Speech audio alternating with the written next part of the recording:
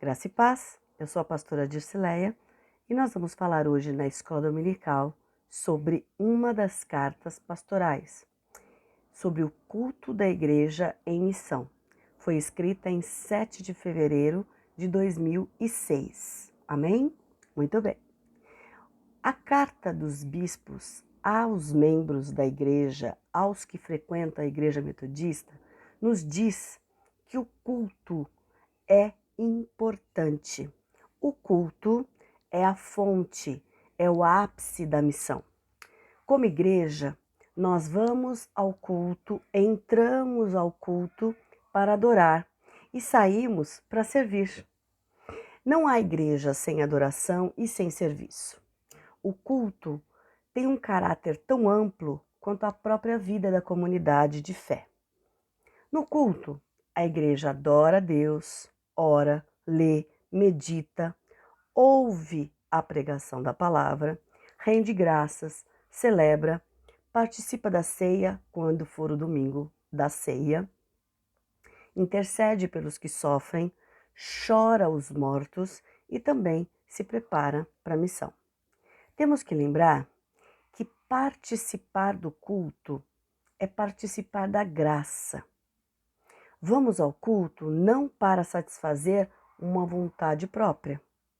Não se pode buscar uma coisa somente, ou alguma coisa somente, ou simplesmente alegrar-se com as músicas, ou ir lá para tentar achar alguma coisa para si. Eu vou procurar alguma coisa. É interessante que deve-se buscar o reino de Deus em primeiro lugar, e as demais coisas não serão acrescentadas. O altar não é um palco.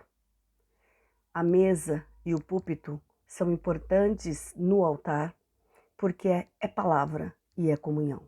Mesa, comunhão, púlpito, palavra. Hoje nós temos, na maioria das igrejas, no púlpito, junto com a mesa, junto com o pastor, junto com o púlpito, o ministério de louvor, que também dirige a palavra.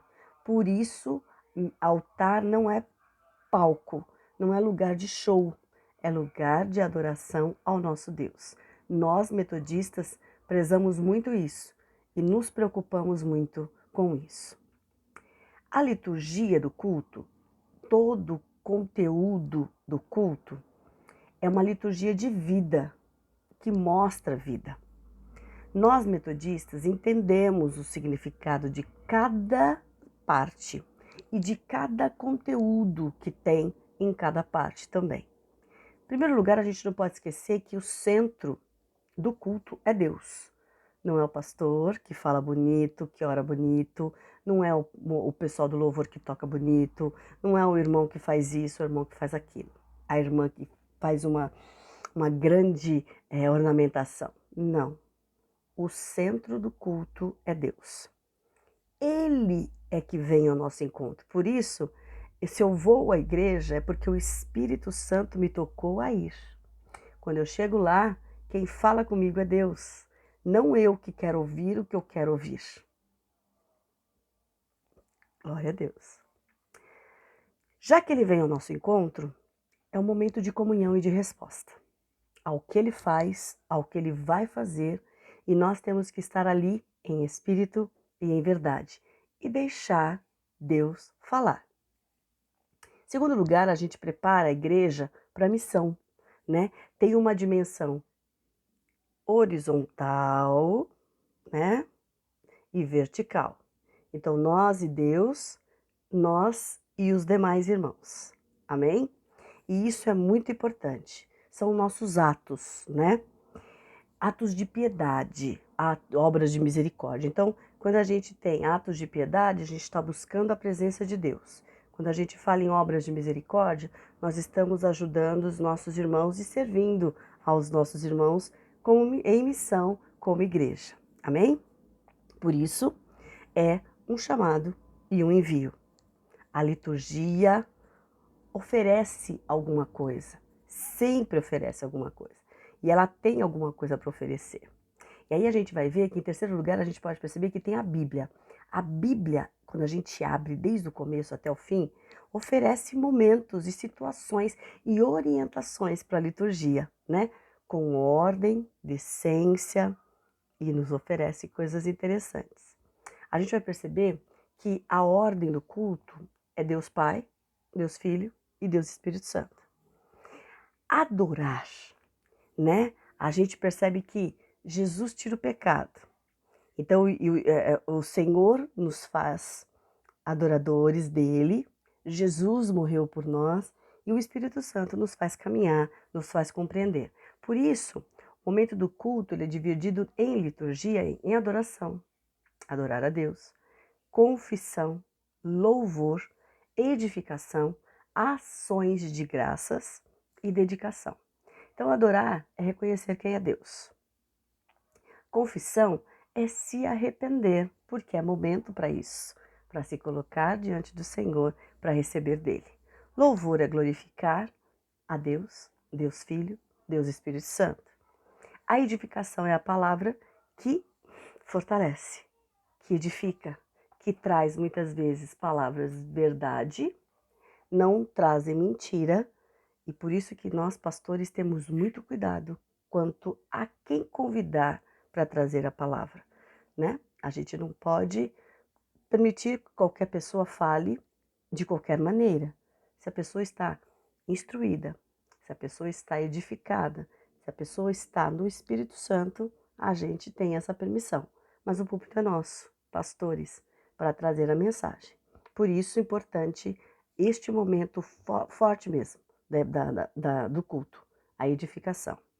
A ceia, quando é dia de ceia, participar da comunhão, todos juntos, adorando a Jesus, que é aquele que nos fez, nos trouxe a redenção, nos fez mais próximos de Deus, né? E a dedicação é uma resposta, ou melhor, é um desafio. E quem vai responder é a igreja. O que o Senhor falou conosco esta noite? O que nós temos para fazer e que podemos fazer durante a semana? Durante esses dias que a gente está fora da igreja, né? É um desafio, então, do culto para todos os irmãos. Tem a bênção, para poder todos se encherem de Deus, e a gente tem o quê? O amém, que a gente sempre canta, também colocando a nossa vida ao dispor do Senhor. Já falei, né? O púlpito, então, é o ápice, é a palavra, é a pregação, né? E segundo Timóteo, capítulo 4, versículos 2, nos fala que a palavra é útil para crescimento, alimenta o rebanho, é vida, é fé, é discipulado, é esperança, é serviço, é família. Por isso, muita responsabilidade com temas bíblicos para o nosso dia a dia, para o nosso desenvolver espiritualmente, nosso desenvolvimento espiritual. E a participação de todos é muito importante. Por isso que o culto muitas vezes se torna comunitário, né? Quem está presente faz uma leitura, há os cânticos, né? Há uma participação de testemunhos. E o testemunho tem que ser assim: o que eu estou testemunhando glorifica a Deus? Valoriza o que Deus fez? Mostra o poder de Deus? Se não mostra, não testemunhe. É muito perigoso isso, porque pode não edificar e pode muitas vezes atrapalhar. Amém? Glória a Deus. Que a gente tem que entender isso, que é muito importante. E é uma palavra episcopal para a igreja crescer, para a igreja entender a importância de participar. Então, eu não vou simplesmente no domingo para sentar lá e ficar assistindo. E se eu vou um domingo mesmo sem vontade, lembra de Wesley?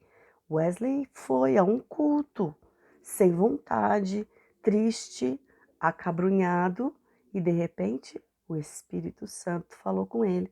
O Espírito Santo aqueceu o seu coração e ele foi usado, ele foi transformado naquele momento, no aquecer do seu coração, para ser cheio do Espírito Santo, né? Todo culto tem que respeitar a cultura. E nós metodistas fazemos isso. Então, por exemplo, é um dia de festa, é um dia de Natal, é um dia das mães, um dia dos pais, é uma cultura. A gente faz essa homenagem, a gente tem esse momento de honrar essas pessoas. Enaltecemos a Deus, honramos as pessoas, né? A língua também é importante, o cuidado em falar, em usar palavras que são mais fáceis, como Jesus fazia nas parábolas. Nós também, pastores e membros da igreja, a gente tem que se comunicar desta forma, contextualizar, como a gente poderia dizer, né? Tornar mais fácil, mais humano o entender das coisas, né? Espirituais, para que o rebanho cresça. A ideia do culto e a ideia da palavra, que a palavra é a parte mais importante do culto em missão, é eu receber, entender que estou sendo chamado para poder ir, para poder fazer, para poder agradar ao Senhor, né? E eu crescendo, eu sendo forte, a gente caminha. E a gente é fortalecido mesmo. E a ideia é essa, que o Senhor abençoe os nossos cultos. Eu sei que agora, nesses tempos de pandemia, muitas das nossas igrejas têm feito até liturgias um pouco diferenciadas, mas nós não fugimos ao louvor, à adoração, ao arrependimento e principalmente à palavra. E que a palavra do Senhor seja ministrada de verdade aos corações, para entendermos e glorificarmos a vontade de Deus, que ela seja perfeita, boa e agradável em nossas vidas. Que o Senhor te abençoe. Semana que vem eu vou falar sobre os tempos litúrgicos que a gente utiliza também no culto, para até você entender por que às vezes nós temos cores diferentes no altar, tá bom? E a gente vai conversar então sobre isso na próxima semana. Que o Senhor te abençoe, te dê uma semana de paz e a gente se vê em nome de Jesus.